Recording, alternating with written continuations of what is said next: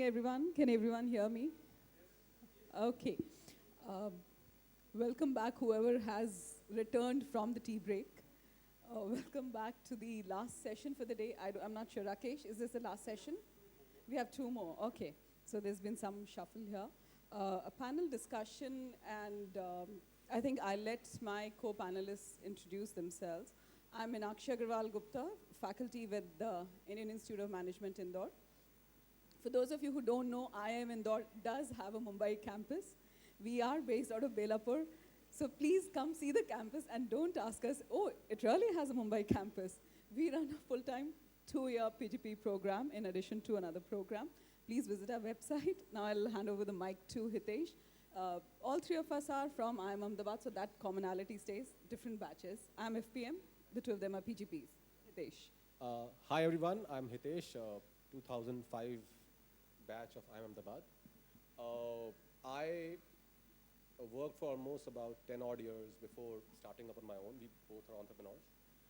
Our story is very simple. I graduated, I worked, dabbled across about 8 industries, including technology, mergers and acquisition, private equity, buy side, logistics, media, entertainment, technology, heavy engineering. And I also was the brand intervention or brand engagement guy at the Confluence, which is the business festival, and Chaos, which is the cultural festival. And I realized those times when I was talking to brands that, hey, I'm from the best B school in the country, and we are doing the best event in the country, so you should sponsor us.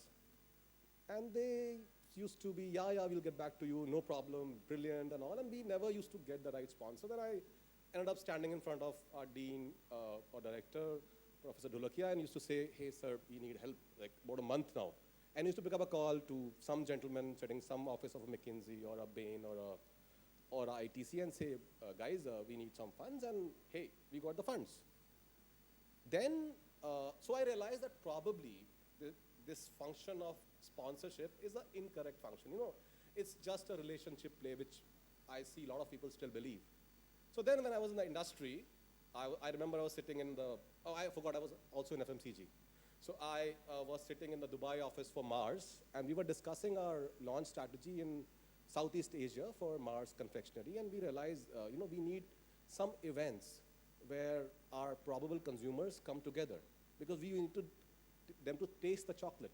Because in food, and whoever has been in food business, the best way for anyone to basically buy a product is to make them sample the product. And we didn't have a single opportunity to find the events where we could possibly engage with them. So yeah, after 4 years of that, when I was sitting over a drink with a friend, which a lot of us start with, I realized that, hey, there's a platform needed where a brand could possibly connect with an event to sponsor. And that's when onspawn.com was born. It's online sponsorship, onspawn.com. And more in the discussion later. Hi, my name is Rahul Dash. I'm a 2009 PGP batch. Out of campus, I joined TAS, which is Tata Administrative Services, and I spent around 3 years there. Within campus, I'm from DOM 8. I think that's also something on the card. And I'm a place commer. Those are the two connections. And post 3 years in TAS, I started a beauty platform online. It's called purple.com. And what we typically do is we try and connect the consumer to the correct beauty product or the correct beauty service. So you can book a spa and salon appointment. You can also buy a product online. So that's moti what we do. We've been there for 3 years. This was started by me and a co-founder of mine who happened to be my roommate. Purple started because we could not start Pepperfry. I think there were guys from Pepperfry here. So because we could not start Pepperfry, so we started purple.com. And we're in the growth phase right now, around 150 to 200 people, and with offices in 4 cities in India. Trying to build a business in beauty. Looking at me, you might not think that's possible, but we've kind of done a decent job till now. Thanks. Thanks, Rahul and Hitesh. Rakesh, how much time do we have? Then I'll plan the session accordingly. What time do you want me to close? 15 minutes? 15 minutes? All right. So do you have a topic which you can flash? Okay, that's me. They can see me anyways. Okay, the topic for the panel discussion is innovative ideas to execution, business ideas off the radar. One of the things I decided, as any typical faculty would do, is to read up a little on innovation first. And I realized that there are many theorists who say innovation is nothing but execution. Creativity is coming up with the idea, and as Hitesh was mentioning, every second day he comes up with a great idea, but how many of those does he get executed? So I thought let's start the discussion by hearing from Hitesh and Rahul what is their view on innovation. What do they think is innovation? Hitesh, maybe you could go first. So as I was saying, innovation for us was realizing that there is a market and a specific way to address that market which was scalable in the true business model. So for me, the business model structuring was the innovative part of it. All of us, I think, intuitively feel that a buyer meets seller is a very, very intuitive and which doesn't need a second thought. But it took us about a year to understand that how could we possibly make them meet and what matrices. So execution, as we had only two options, is it the idea or the execution? I think execution was the part for us. And we are still executing and innovating as we speak. We still not cracked the code, but we're growing as we speak, and I think that's where we're going. You know, Professor shared a couple of questions with me before we had this session. And it had questions on what innovation is, how do you drive innovation, and all of those kind of things. Anyways, the first question that came to my mind is, have we innovated at all? I mean, like, if I look at, if you're in the thick of things, you believe this is how a thing is supposed to be done, and you know, you took a platform, you put a couple of products, and you started selling those products, you did your marketing, this blah blah, and all of those kind of things, and the platform started attracting a couple of million consumers. So, did you innovate at all? I mean, it's just plain vanilla. Okay, US में किसी ने किया है या फिर China में किसी ने किया था, same चीज़ आपने लाके चिपका दिया, whatever. Right, so that's the first thought process. Then from there, I started thinking a lot more about the changes that we did incrementally, which helped us reach where we are. In my opinion, those experiments, 90% of which fail, lead to innovation. Innovation is an output of those. So that's how I would define it. Our experiment led to decrease in packaging cost, led to decrease in supply times, led to decreasing inventory, led to decrease in CAC or CAC as we call it in an online marketing term. So all of those things were experimentation which succeeded, and hence now I can portray them as an innovation from my side. The delta in some cases is slightly higher than others, but I would say the 10% experimentation which succeed lead to innovation, and it's just an outcome of how much you've done, how much effort you've put in. So I think that kind of similar to what the theorists say. How well do you execute, find a need, how efficiently you've done that, or finding a platform for people to meet. Fair enough. So with that, let's move to the next question. Where did the idea come from? So Hitesh, of course, in his introduction talked about the idea, but Rahul, let's start with you. Where did you get the idea of beauty business? My co-founder is from the buy side. He's from a private equity. So we stole it. So we took 15, 20 different ideas, looked at financials of all of them. Some of them he had not invested in. Some of them he had invested in. He's one of the investors in Yebi.com, erstwhile, sorry. And then we looked at what made sense and what did not make sense. So that was the genesis of what we wanted to do. From there, we went and saw whether we can do it any better than what it is currently being done at. These were the two things that we kind of looked at. The first one gave us market size, gave us repeat, gave us the potential CAC, the potential average ticket size, which are the metrics that you typically look at in an online business. And the second one told us that nobody else is doing it the way we think consumer is supposed to be receiving this idea. So those were the two things that we looked at, and hence Purple.com was born. No special affinity towards beauty products or beauty services or any of those things. Now it's slightly different, but earlier it wasn't there. So I'll follow this up with a question, and then Hitesh can answer both the questions together.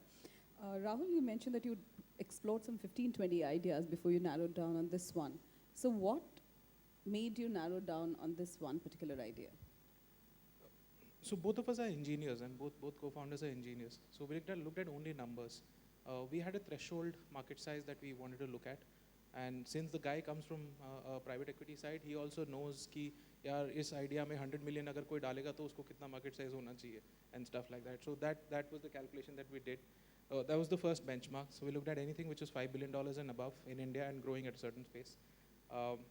Second was whether we'll be able to, if we get the consumer once.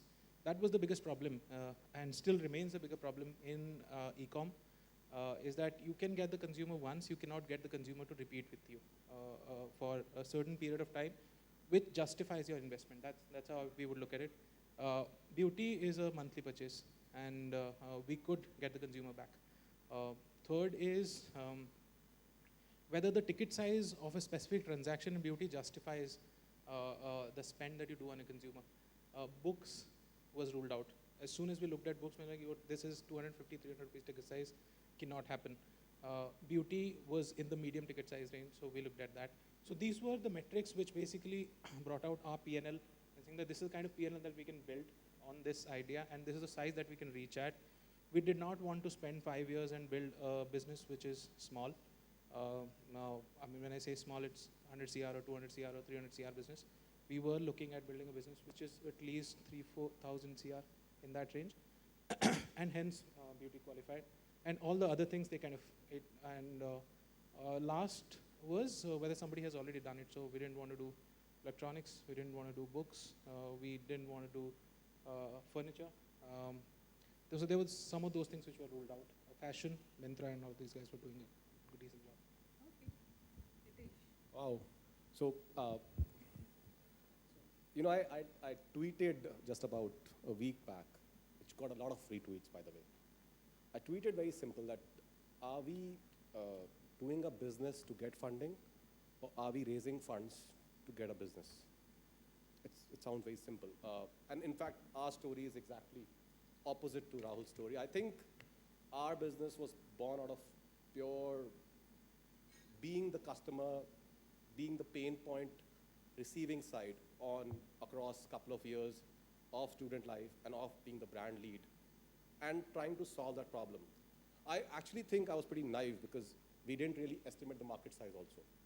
And we are still struggling because there's no structured report about this sector per se, experiential marketing and sponsorships of that. And we explored a lot of ideas around how to address the same problem. So did we dabble with ideas? A lot of them. Should we create our own events? Should we create a benchmarking tool? Should we create like a TripAdvisor which rates an event level? Should we create a tool which enables a lot of events to do it better? Our thought was, hey, if a brand doesn't get influenced by any of our interventions, it's useless. Someone told me, hey, you're creating a B2B. It's not a B2C anymore. Suddenly you'll not see a hockey stick growth and suddenly you're off the investment trajectory. The problem is we didn't even think about it. Our thought was that there are millions of events happening. I personally have been to thousands of them, right from a Durga Puja happening in a CR Park to a confluence happening in Ahmedabad to a IPL happening in Wankhede. They all, and I actually, now I'm very convinced on this, they all are struggling for sponsorship. And there are millions of brands on the other side who have millions of dollars who realize that they have created the path of strategic intervention, ATL strategy, media deployment strategy, but the last where they do a handshake, where the actual brand experience happen, which separates the mass from the brand, is really not happening. So here's a zone which we can interject, and here's a set of ammunition we have to basically touch it out there. And now that we are learning better, we realize that there's a third element to it, which is the actual audience. And again, taking a bit further, what we are trying to attempt is to basically get the audience to discover events now, which in turn enables the brand to engage with the audience. Sounds very complicated. We are really working hard on it. But our pitch is getting the maximum ROI for every dollar for a brand. It indeed is a B2B. It indeed is something which takes a lot of time for us to invest and explain to an investor. But we all think, and day zero profit making. We have never been in red. So we are not really struggling, and we are very happy with the results. And I think that's where a little difference. But yeah, we were born out of pure passion, nothing else. So I think this is very interesting. We see two ends of the spectrum. One, hardcore IIM analytical thought process to say that this is a business we should be in. Another, having come from the customer side, having experienced the need, and then saying, hey, okay, let me take up the lead and deliver, for this particular requirement. So, innovation, again, if I go back to the definition, how well do you execute, see the need or see the business case behind it, but whatever it is, I think it works well for both of us. Let me then now move on to the actual getting your hands dirty part. How did you work on execution of your idea? So you had a thought, you saw the need behind it. Where did you start from? What did you do next? Hitesh. So what I believe is that, quite contrary to what Professor Agnihotri said, yeah, he's there, right? I personally believe that affinity can be generated by positive emotions. Sale is generated by a negative emotion. Guilt, fear, distrust, comparison, all of these, and this is totally my personal views. So we had to create a way of event or a stakeholder to feel if I'm not there, I'm missing something. And that's when a decision is made. Because we are not representing a Google searchable item where you can click and do a purchase. So we did very simple.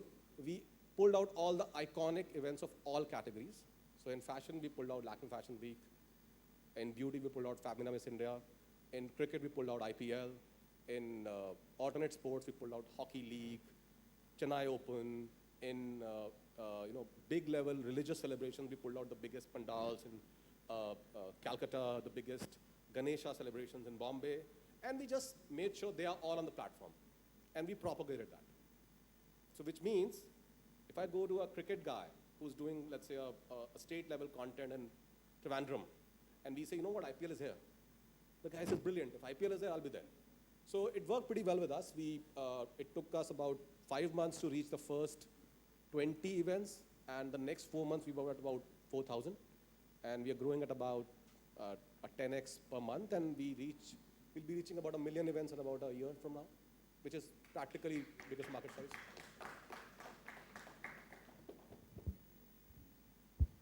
Okay. I've spoken about how we started off. Execution is slightly different for me. We started executing from the day we were on our notice periods, and we had close to 150 brands on the platform, which was bigger than the next competitor who was funded by Helion at that point in time. And then we launched with 150, because when you don't have any competition, you're typically lacking on experimentation and innovation. You don't know where the benchmark lies. The moment we started with 150, we saw the competitor ramping up in 3 months once we came into limelight. So that's the first level of execution that we did. And we started scouting for an office in Bombay, which is kind of tricky. I used to be based out of Bombay House before this. It's slightly luxurious place to be in. My co-founder was in Nariman Point in one of the PE offices where 5 people sat out of a 5,000 square feet office. And from there, we started looking at, there was a basic level, okay, it'll be a degrade, we know that. So we started looking out for office. And we thought that, for you to stand for a month at one place, if it's 4 square feet, you spend $400, because 100 rupees a square feet was a typical rate that we had. I'm like, this is crazy, we can't do this. Doesn't justify in our Excel sheet. So then we went through, degraded ourselves. Then we went to industrial estates for people who have started off or people who have any idea about what an industrial estate is. That's where we started.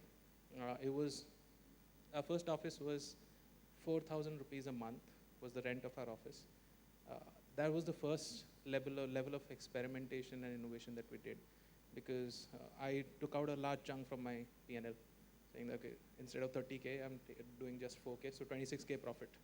And so, that's the first level of execution and innovation. This is all I've thought of after I got an email from a professor, and we started with that. Co-working was not that big a concept at that point in time. Regus was potentially the only one who was ripping people off of money, providing them I don't know what. But we started co-working. So we had another Lala guy who used to have an office. We told them कि आप एक काम करो, अपना एक room हमको दे दो, हम आपको 4-5 हज़ार रुपए देंगे, हम यहाँ पे बैठेंगे. And we had a warehouse which was one wooden cupboard, and that was our warehouse. There was a packing table, and there were 4-5 chairs and tables. That's when we started off with. And we still are not able to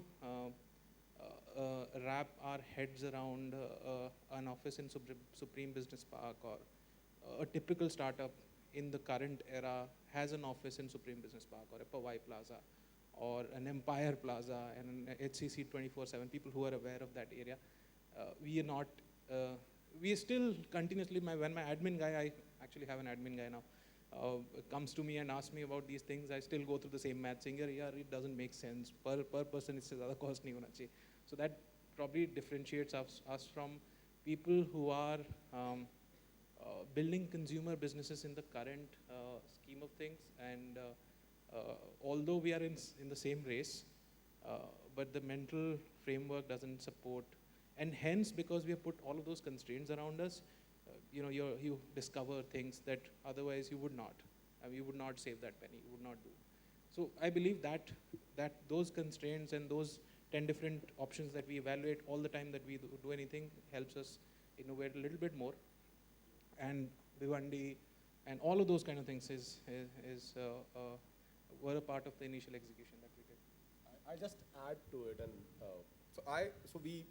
the problem with us is we were relics when we started. So we were like 12 years in the business. So I'm still okay. My co-founder, who used to be the India sales lead for Oracle, before quitting had a business trip to Singapore to wrap up his stuff. And so he mentioned this to me over a drink again, that when I came from Singapore airport to, from Singapore office to the airport, I was chauffeured down in an E-class Benz because that was my entitlement. And from the airport to my house, I came in a regular Bombay cab, and that was shared with a guy. And that was my first sort of experience with startup, because he was a part of the startup as soon as he landed in Bombay. And I think that's what the humbling experience was all about.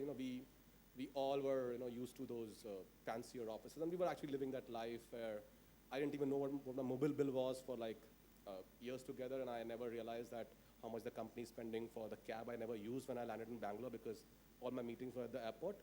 But now we were like realizing every penny, and yes, we were saving, and our first office was slightly more expensive. It was 6,500, yeah. Thank you, Hitesh and Rahul. So very clearly, the first execution challenge does seem to be how do you manage costs while you start working on a business. I would have liked to have many more questions for Hitesh and Rahul, but we've run out of time. Rakesh, do we have time for questions from the audience? Okay, so maybe 2 questions from the audience. Yes, please, the gentleman that side.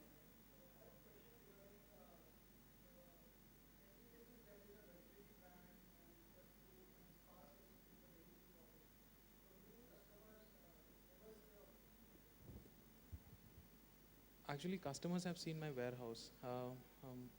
For a long period of time, we had the office and warehouse at the same place, and we shifted our office out because it was fit to be a warehouse, actually.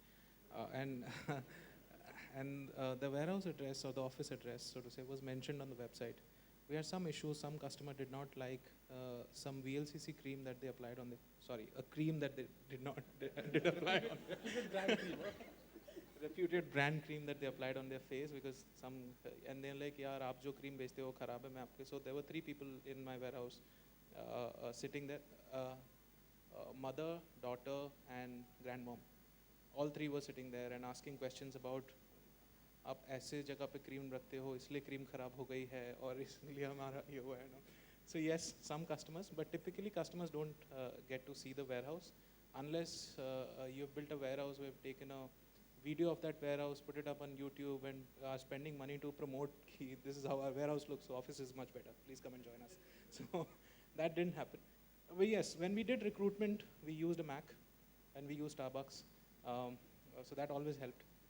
My conversion rate increased by 30% the moment I started using a Mac for recruitment. The guy thought I was running I'm a not big company. recruiting, just FYI. No, I mean, they've never, hardly ever come to our office. We've had consumer get-togethers, like we call it, for feedback and stuff, but typically happens in a different place, not in the office. Any other question? Yes, please. The lady this side. And that's the last question. The rest can be asked over another round of tea if that exists.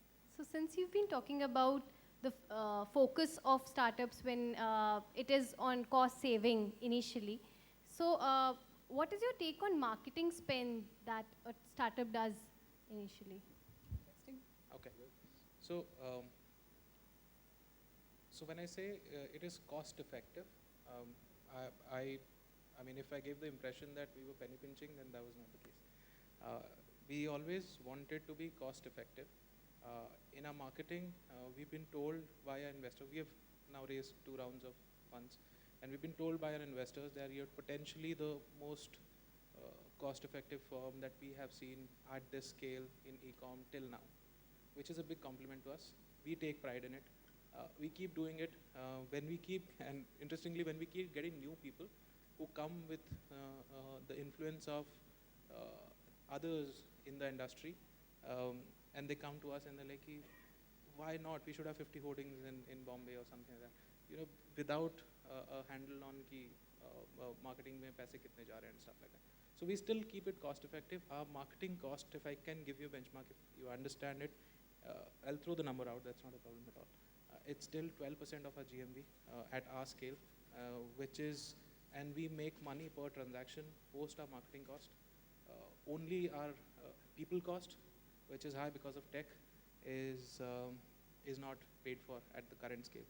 So fairly okay with where we are.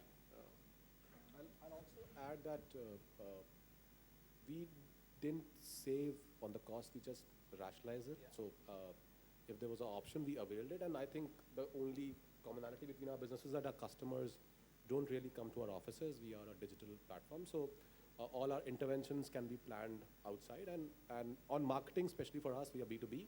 So what we do smartly is that if any event gets sponsorship because of us, we don't charge them anyways. So we just make sure that our brand goes there.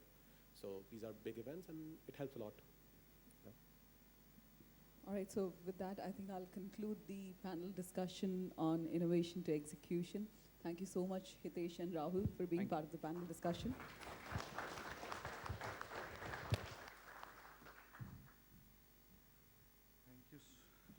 Thank you so much, Professor Meenakshi Agarwal Gupta.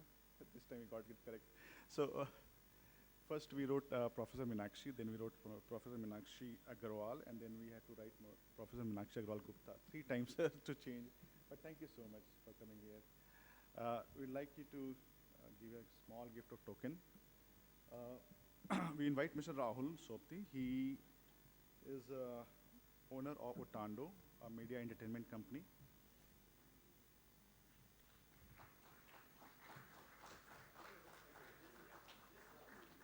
One more.